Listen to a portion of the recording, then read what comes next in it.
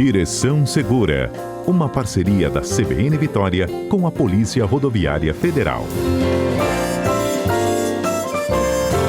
Olha, no Direção Segura desta terça-feira, a gente vai fazer aqui um comentário bem mais extenso, mais longo, tá? Porque a gente está às vésperas de um novo leilão da BR-101 aqui no Espírito Santo, marcado para o finalzinho desta semana na B3 em São Paulo. Inclusive, quem quiser acessar os nossos conteúdos anteriores, eu na última semana conversei com o Ministério dos Transportes, falando de como que muda, o que muda nessa modalidade, né? Que vai a leilão nos próximos dias.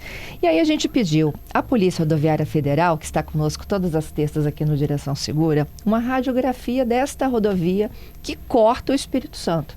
E hoje a gente apresenta para vocês, o meu convidado de hoje é o Carlos Alessandro Ravani, ele é o chefe da Delegacia de Linhares da Polícia Rodoviária Federal, está aqui no estúdio conosco, vocês podem assistir a essa entrevista, como também ouvir, né? E para assistir, gente, aplicativo da rádio, qualquer lojinha de aplicativos, só baixar a CBN Vitória ou o site nosso, cbnvitoria.com.br. Ravani, bom dia. Obrigada, viu, por aceitar o desafio. Bom dia, Fernanda. Eu que agradeço a oportunidade de estar aqui conversando com a população, né, a sociedade capixaba, e apresentando sob a ótica da Polícia Rodoviária Federal, o que nós entendemos como da realidade atual, que enxergamos do cenário, né, da BR-101, e do que enxergamos como necessário, né, para que a gente tenha, a sociedade capixaba tenha realmente uma rodovia que atenda os seus anseios, né, e também segura, né, antes de mais nada. Hoje nós temos mais de 400 quilômetros, né, de extensão de norte a sul aqui do estado, de uma rodovia que já está em processo de concessão. Há uma súplica aqui dos nossos ouvintes, né? Duplicação em 100% do trecho. A gente sabe que isso não vai ser possível. Em muitos deles teremos faixas adicionais, mas não teremos duplicação. Quanto que isso impacta no dia a dia dos motoristas, no atendimento de vocês? E o que vocês enxergam desta rodovia hoje? Então, Fernanda, a BR-101, ela... de antemão a gente observa que hoje ela é subdimensionada para o fluxo, né, a demanda que existe de trânsito de pessoas, né, de veículos de carga. Além disso, é importante frisar que a duplicação ela vai resolver uma série de problemas, né, vai melhorar a fluidez, vai abreviar o tempo de viagem, né? Não só dos veículos de transporte de carga, mas também das pessoas que fazem seu deslocamento diário. Uhum. Pessoas que vêm do norte do estado, às vezes de outro estado, procurando atendimento médico ou que precisam simplesmente pegar um avião no aeroporto de Vitória. Essas viagens hoje elas são muito longas, porque a fluidez é realmente muito baixa, tá? Principalmente aproximando ali das concentrações urbanas, né? Nós temos ali uma fluidez muito, muito comprometida, chegando ali na região de Fundão, né? Também ali próximo a Ibiraçu, nós temos pontos de aglomeração ali, isso no lado norte, né? E ainda temos muito trecho ainda sem duplicação no lado sul, né? Quando você fala de fluidez, essa é uma realidade que é diária ou trechos que estão em obras? Como é que é esse dimensionamento de vocês? Essa questão da fluidez, ela é diária, infelizmente. Não tem a ver com trechos em obra, não. São realmente são gargalos que existem ao longo do eixo da via e que vão gerando retenção do fluxo. Trechos que se desenvolveram muito.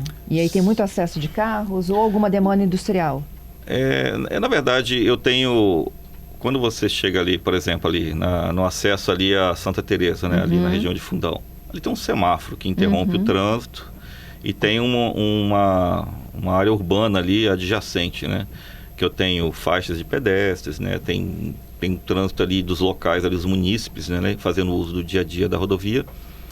E essa mera interrupção que o semáforo vai gerando, devido ao grande volume de veículos, isso acaba formando uma retenção, uma fila. Sim. E aí eu tenho problemas do quê? De colisões traseiras, né? Ocorrem ali de forma até frequente. Porque a interrupção, a rodovia, ela tem que ser uma via de trânsito expresso, né? Não cabe, né? Não cabe interrupção do fluxo ali, né? Qualquer intervenção ali que gere uma interrupção do fluxo gera um problema de segurança viária. Eu posso citar um exemplo recente, digamos aqui na parte do contorno na região de Viana, foi instalado um semáforo. Região de Cariacica. Foi instalado um semáforo para uma faixa de pedestres. E isso objetivava da segurança à travessia dos pedestres ali no local.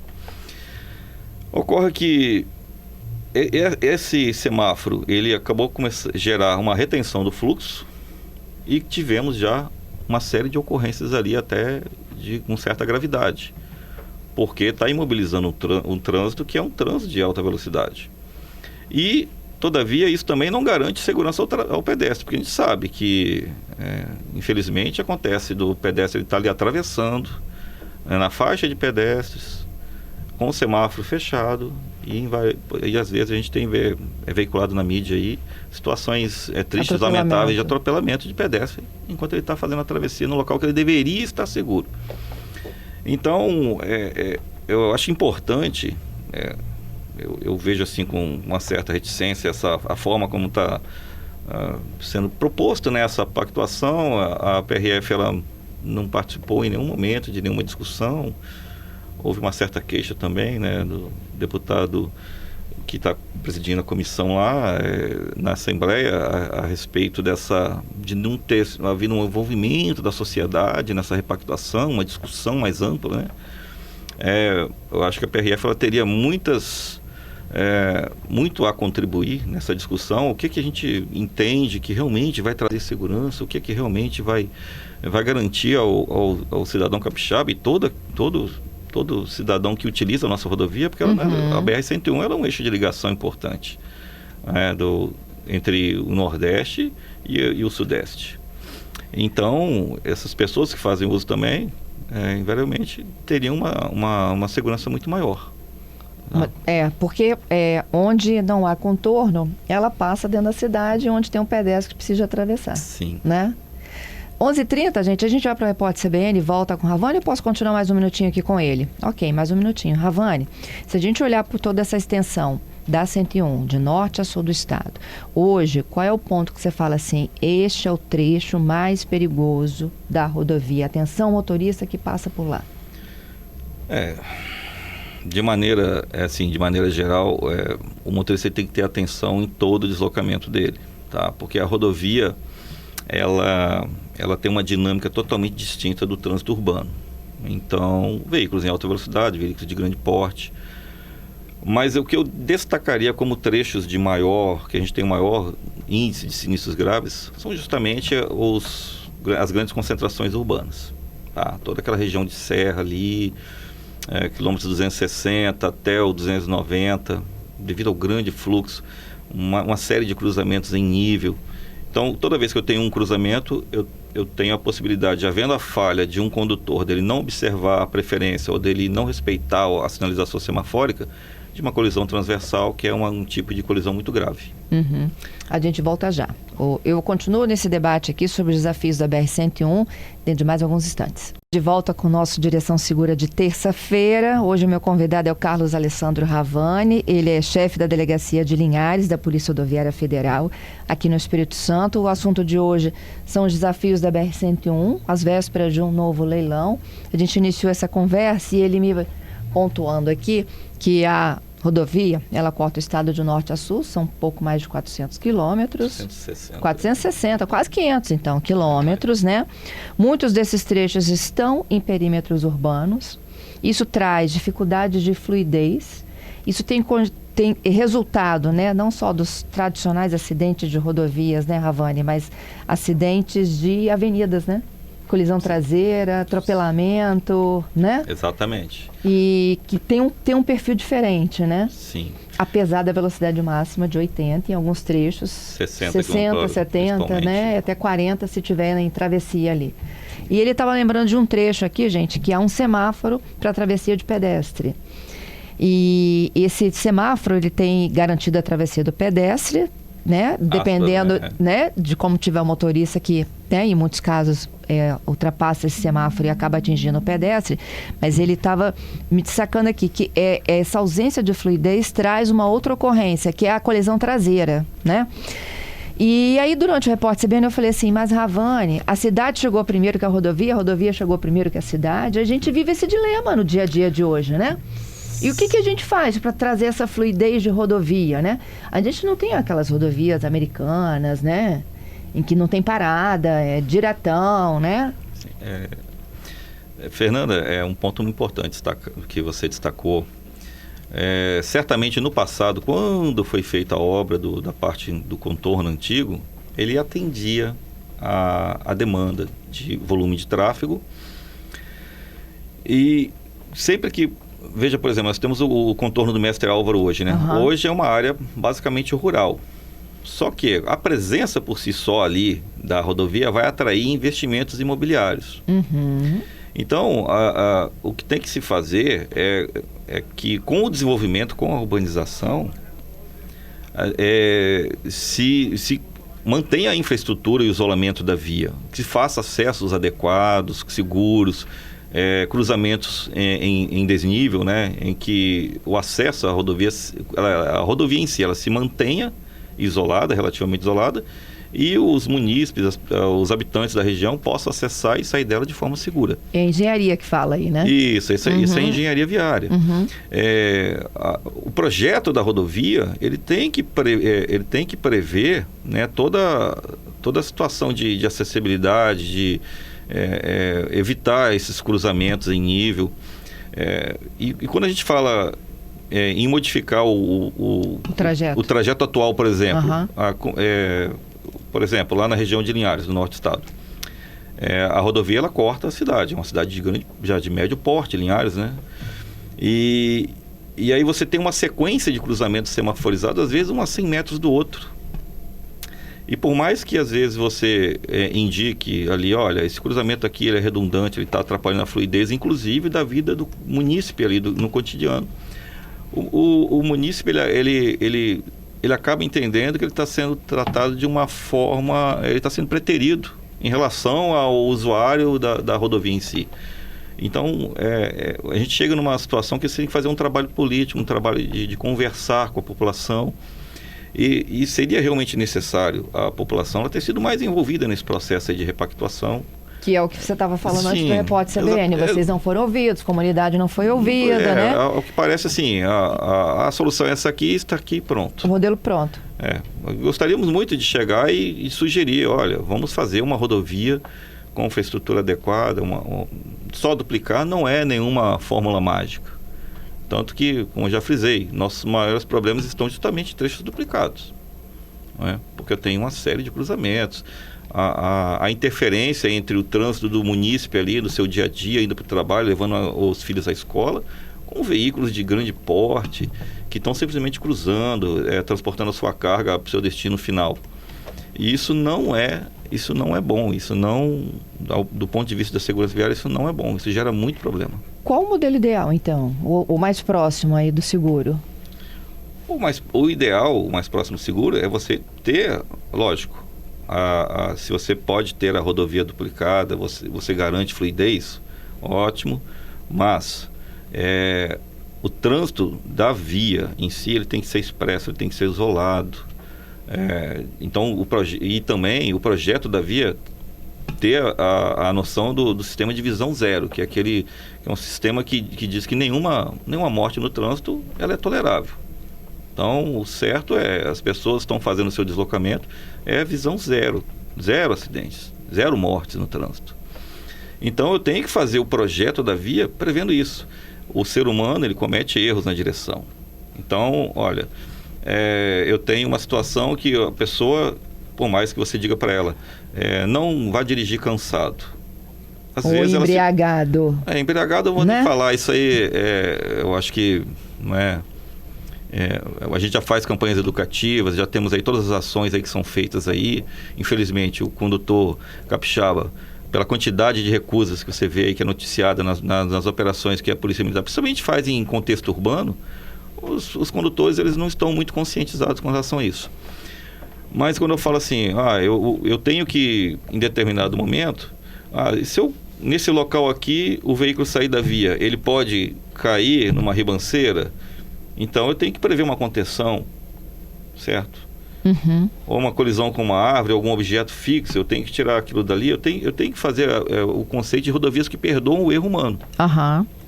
Se eu duplico a via, eu tiro a questão do erro na ultrapassagem. A colisão frontal na ultrapassagem ela acontece porque ou não foi respeitada a sinalização ou porque houve um erro de avaliação daquele condutor que está fazendo a ultrapassagem. Se eu dupliquei, eu livro desse erro. A colisão traseira, tem um ouvinte aqui reforçando, né? Ela só acontece porque as pessoas não têm a distância de segurança de uma da outra. Em contexto urbano, quando eu falo em contexto urbano, não existe nem uma regra de distância segura, que você não consegue manter distância do veículo da frente. Um trânsito realmente de grande fluxo ali, se você der um espaço, um outro veículo entra e ocupa. Você não vai conseguir andar. Então, a distância, infelizmente, ela vai ser aquela distância muito curta. Porque não tem como fugir disso, né? Então, aí o que se soma a essa colisão traseira? Às vezes a velocidade não está adequada, não está dentro dos limites, e a atenção do condutor, né? Hoje a grande epidemia é o uso do celular. Em área urbana, todos nós aqui, eu sou policial rodoviário federal como profissão, mas eu também faço uso cotidiano, né, das vias como uma pessoa comum. E nesse momento é o que você observa, a quantidade de pessoas fazendo uso do celular o tempo todo, né? E num contexto urbano ali que os veículos estão todos muito próximos ali. Um segundo de distração no segundo WhatsApp, de distração já era, é o que basta. Para ocorrer um atropelamento, uma colisão traseira, uma colisão transversal, ele não observa que está chegando outro veículo. O contexto urbano também, no último ano, segundo dados do Ministério dos Transportes, a frota das motocicletas, veículos motorizados de 2 rodas, aumentou cerca de 24%. Enquanto que a de automóveis aumentou em 11%. Então, as pessoas cada vez mais elas estão adotando o transporte em veículos de 2 rodas com uma alternativa menos custosa, né, e mais ágil para o trânsito. Só que a gente sabe, aumenta o número de motocicletas, aumenta o número de colisões envolvendo motocicletas. A motocicleta não tem nenhuma proteção para o condutor, para os seus ocupantes. Então, invariavelmente, eu vou ter um sinistro de natureza grave. Ravani, e a colisão frontal? Uma das coisas que você estava falando ali há pouco, né? A duplicação em si, ela dificulta uma colisão frontal, principalmente se você tiver uma divisão de pistas, não? Sim, com divisão de fluxos, a não ser que tenha algum condutor desavisado transitando na contramão, né? Do lado errado da via. Mas aí você vai eliminar esse problema. A colisão transversal, ela tem uma alta letalidade.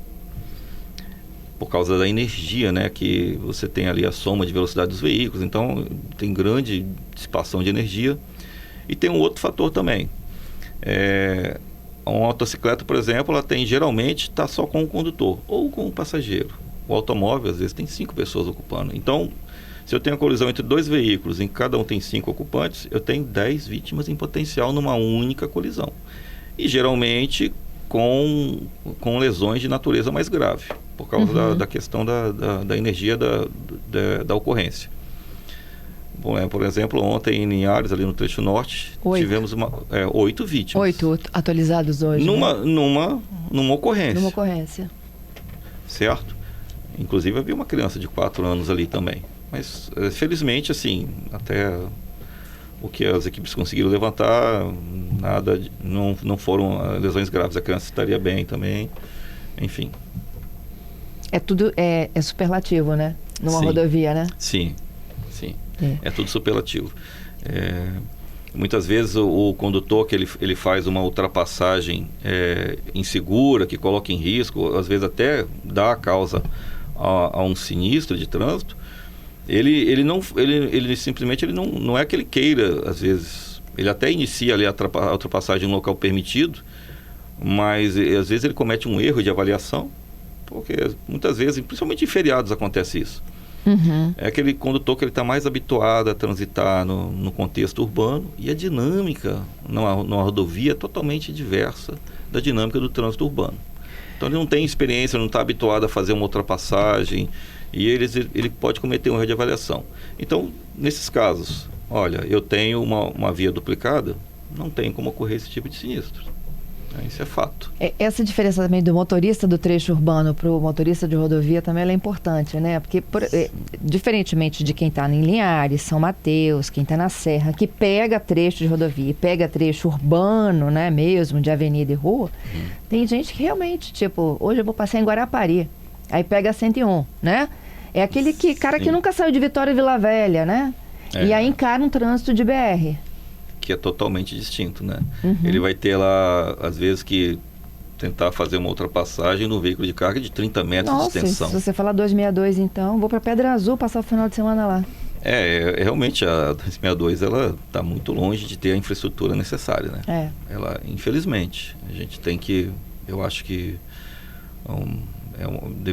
deve ser assim, atualmente uma das prioridades, até que o governo do estado enxerga isso como que tanto que está negociando, né, investimento, né, fundo para poder fazer a duplicação da 262, a 259 tem projeto também de duplicação. Eu acho que ali há muito espaço para melhora, com certeza. Tá? Ravani, você tem um dado aí que você podia compartilhar conosco de os sinistros, mais da metade eles acontecem na 101. Sim, né? Os sinistros graves, né? Isso.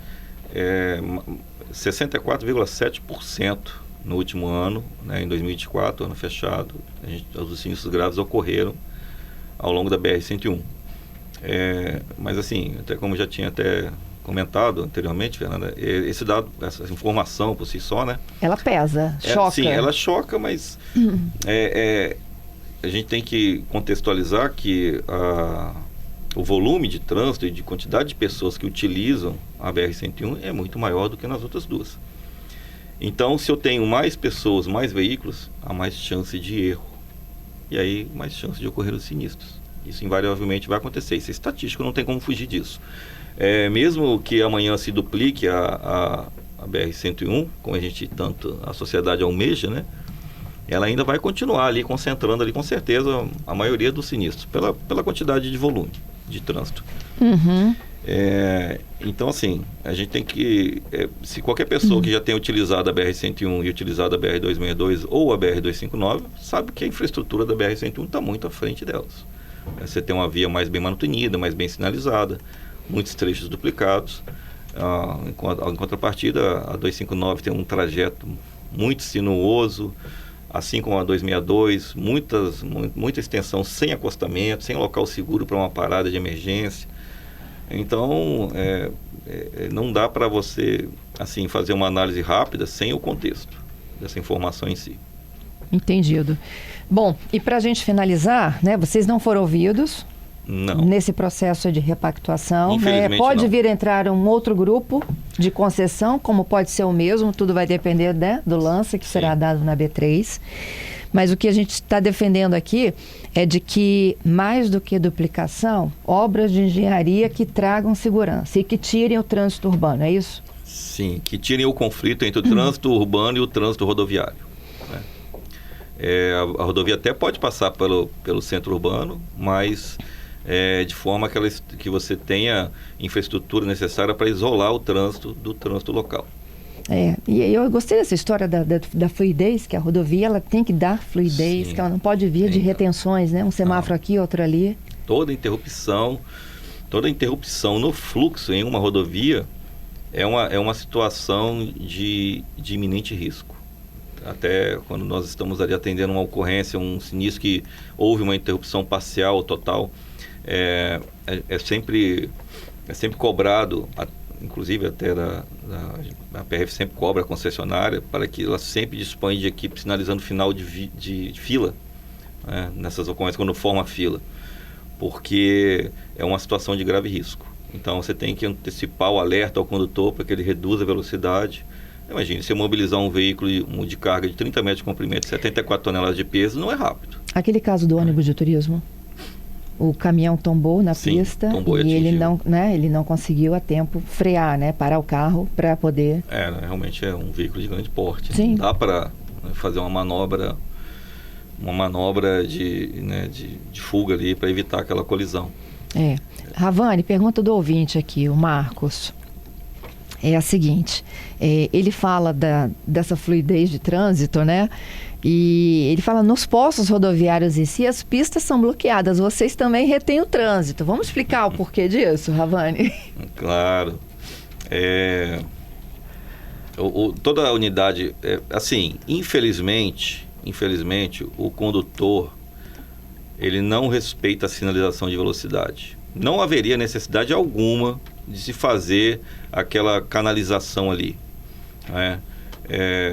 Lógico, nós somos policiais rodoviários federais, sabemos que nossa profissão envolve muito risco, né?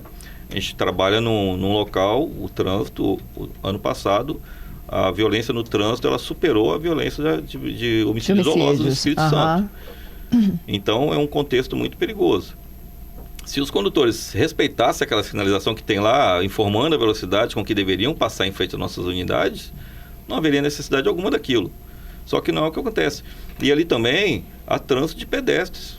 Há muito usuário que ele estaciona seu veículo porque ele quer tirar uma dúvida, porque ele quer tem alguma demanda relativa para a Polícia Rodoviária Federal, e ele tem que ficar atravessando a via. Então, infelizmente, é a mesma situação. E o quebra-mola, né? Por que se coloca um quebra-mola? Por que se instala um radar? Porque as pessoas não respeitam o limite de velocidade. Somente ano passado foram quase 730 mil autuações de infração por excesso de velocidade nas rodovias federais do Espírito Santo. Olha o número absurdo que é isso. Teve moto a 200 km por hora. Sim, né? então, no feriado. Infelizmente, porque se todo mundo respeitasse as regras de trânsito, nós não teríamos essa quantidade absurda de sinistros de trânsito. E eu nem precisaria existir. A Polícia Rodoviária Federal, ela estaria fazendo outra coisa, não precisaria estar fiscalizando o trânsito. A fiscalização existe porque há desobediência. Qual a principal desobediência aí, além do excesso de velocidade? O uso do celular? No contexto hoje, o celular virou uma epidemia e é um tipo de infração muito difícil de flagrar. Porque o condutor, ele avista uma fiscalização de qualquer órgão que seja, da Polícia Rodoviária Federal, do Detran, do BPTran, e ele simplesmente oculta ali o aparelho, passou ali, né, igual um anjinho. Assim como no radar ele diminui a velocidade, sim, quando depois ele volta. Isso, agora tem um radar inteligente para poder captar isso, né? Sim, se Deus quiser, nós vamos ter uma evolução para a velocidade média, a autuação por velocidade média. Então, o veículo, ele passa por um determinado ponto na via, e ele chega, né, no outro ponto, é medido o tempo que ele demorou para percorrer. Aí você sabe a velocidade que ele desenvolveu, a velocidade média. Então, isso vai ser a solução para evitar justamente o condutor já sabe onde está o radar ali, ele reduz pontualmente a velocidade e aí ele acelera. Tivemos ali no norte, ali no quilômetro 164 da BR-101, que há uma faixa de pedestre ali onde crianças atravessam ali, tem escolas e tal. A localidade ali, distrito de Rio Quartel, no norte, em Linhares, que há uma faixa de pedestre ali, crianças que atravessam de um lado para o outro, vindo da escola, na unidade escolar. E um radar antes e um radar, né, nos dois sentidos, para que os condutores reduzam a velocidade. Dependendo do veículo, o condutor ali já reduzia ali no radar e já acelerava, já imprimia altas velocidades ali, chegando na faixa de pedestre, porque os veículos aceleram muito rápido. E os pedestres não tinham segurança, nós tivemos que atender até uma demanda lá da comunidade e dar o braço a torcer. Não, realmente, vamos ter que colocar ondulações transversais aqui, porque é só isso que o condutor respeita. Infelizmente. O que é uma ondulação transversal? É a lombada. Lombada? A famosa lombada. Isso aí o condutor respeita. Isso aí ele... Entendi. Se ele viu, ele respeita. Tivemos que colocar isso, porque isso ocorreu o risco de ter uma criança atropelada ali. Jamais. Pois é. Ravani, hoje, qual é o maior desafio de vocês, além da engenharia de fluxo de trânsito? É o motociclista, é o motorista ou é o caminhoneiro? Ou é o pedestre? Ou é o ciclista? Acho que todos eles têm a sua parcela. Aumentei a opção aqui. Todos eles têm a sua parcela de responsabilidade ali, né, de comprometimento. É lógico. Hoje nós temos assim uma preocupação muito grave com o condutor dos veículos de carga, com relação justamente ao tempo de direção e condução, porque o potencial de dano que um veículo de grandes dimensões tem, de causar dano à incolumidade pública, é muito alto. A gente já teve aí tragédias aí aqui no Espírito Santo, em outros locais do país aí, envolvendo veículos de carga, então eles são muito danosos à sociedade. E hoje existe aí todo um regramento para o tempo de condução desse motorista profissional, e que para ele burlar, invariavelmente ele acaba fazendo uso de substâncias psicoativas. Então, para o veículo, para o transporte de carga, para os veículos de grande porte, essa é a preocupação principal nossa. A outra é motociclistas. Cada vez mais, todo mundo está optando, muitas pessoas estão optando para utilizar a moto como meio de transporte do seu dia a dia. E sabemos que no contexto hoje, a atitude além do condutor da moto, ele não tem nenhuma proteção, a atitude dele no trânsito não ajuda. Sim. Ele não guarda a distância de segurança do outro veículo, ele insiste em transitar pelo corredor. O trânsito no chamado corredor, né, que é aquele espaço que fica ali entre as filas de carro, entre as faixas, divisão de faixas, é chamado corredor, né, tem esse apelido, mas isso não existe na norma, né? Isso é uma inovação criada, né, no dia a dia do trânsito. O motociclista até pode fazer o uso daquele espaço ali quando o trânsito está parado ou em baixa velocidade. Mas aquilo ali já virou uma faixa virtual e não importa a situação, o condutor da motocicleta ele fica transitando ali, se expondo a risco, transitando muito próximo dos veículos e alternando entre faixas, né, fazendo aquele zigue-zague no trânsito, ultrapassando veículos pela direita, que não pode. Isso tudo contribui para uma grande quantidade de colisões laterais. É isso. Ravone, muito obrigada, viu, pela sua gentileza aqui conosco. Ficaria aqui mais alguns bons minutos para a gente debater esse trânsito. Eu agradeço a oportunidade. Volte sempre. Voltarei sempre que convidado.